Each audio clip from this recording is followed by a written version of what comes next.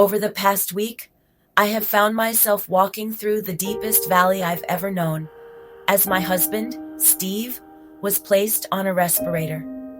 It felt like the weight of the world was on my shoulders, and with every conversation with doctors and nurses, I felt as if I was being prepared to say goodbye. They told me over and over again that Steve's condition was not improving significantly and that I needed to prepare for the worst. And all the while, they kept asking about the DNR. I felt they were asking me if I was ready to let him go. But in my heart, I knew I couldn't make that decision. I couldn't let go of the belief that God had always been with us, guiding us through the storms. Steve has defied the odds so many times before. He's come back from death's door more times than I can count. He was our miracle, and I still believe that God's plan for him wasn't finished. On Wednesday, I sat by Steve's side, holding his hand, praying silently and talking to him. I knew he could hear me. And then, something incredible happened. The doctors and nurses came in and shared that they were seeing a small improvement. It was a sign that God was working. It wasn't much, but it was enough to give me hope. In that moment, I told myself I would take 2 days off from everything just to sit by his side and trust in God's will. I would not give up on Steve, not when God was still at work. But then came the hardest decision I've ever had to make. I spoke with palliative care. They asked me again about the DNR, and after much prayer and surrender, I made the decision to allow it. It was a difficult choice, but I felt a deep peace that this was in God's hands. For so long, Steve and I had talked about how we trusted that God would take care of us. I knew that whatever happened next, it would be part of His divine plan. Steve had always been so strong. He was the Energizer Bunny, a man who kept coming back to life, no matter how many times he had been knocked down. We used to laugh about how he would always fight, always survive. And in those moments when the doctors were preparing me for the worst, I just kept holding on to the belief that God could still move mountains. If anyone could pull through, it would be Steve, because God's hand was on him. On Friday morning, they told us they were going to remove the respirator. I was overwhelmed with fear, unsure of what would happen next. I stepped away for a moment to pray, to cry, to find strength in God's presence. My son and his wife stayed with Steve, but I couldn't watch. I didn't want to see the numbers drop, didn't want to hear the doctors say it was time to say goodbye. But as they removed the tube and the hours passed, something extraordinary happened. Steve's numbers didn't drop. In fact, they stabilized. It was a miracle. It wasn't expected. It wasn't what the doctors thought would happen. But God had a different plan. Later, they put him on the BiPAP machine, and it was supposed to be for 3 hours, but Steve didn't want it, so they reduced the time. His breathing was steady. There was peace in the room. There was hope. As we sat there, I couldn't contain my joy.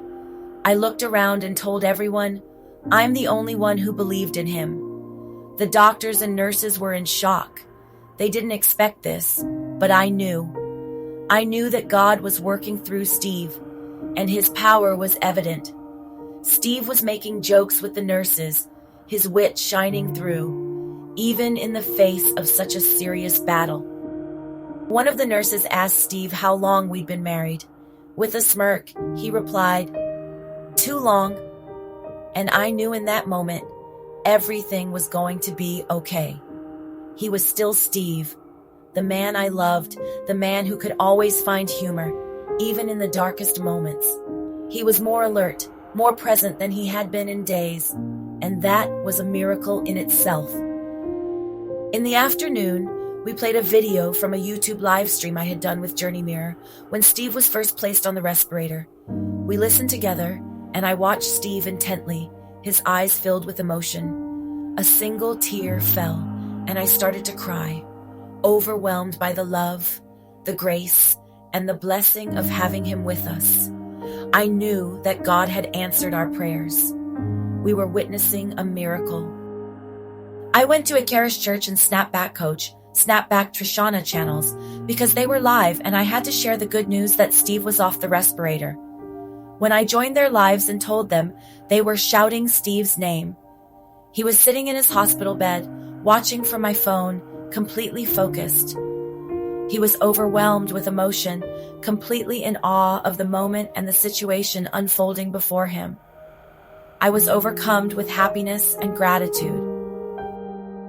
All of these women, their subscribers and mine too, prayed for Steve. They prayed for Steve, not knowing what the outcome would be, but trusting that whatever God's plan was, it would be for the best. My son and his wife were looking at me like, "What's going on here?"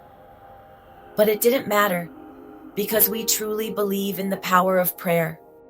That night we asked Steve about the DNR once more, and this time he agreed. I was thankful that I didn't have to make that decision alone, and I found peace in knowing that we had asked God for guidance. Back in 2016, when we made our wills, Steve had refused to set up a DNR. He said that God always looked after him. And we had witnessed so many miracles together, so many times when God had pulled us through. We knew that if it was God's will, He would take care of Steve. We never relied on medical textbooks to define Steve's story. We never believed that his life could be reduced to numbers or statistics.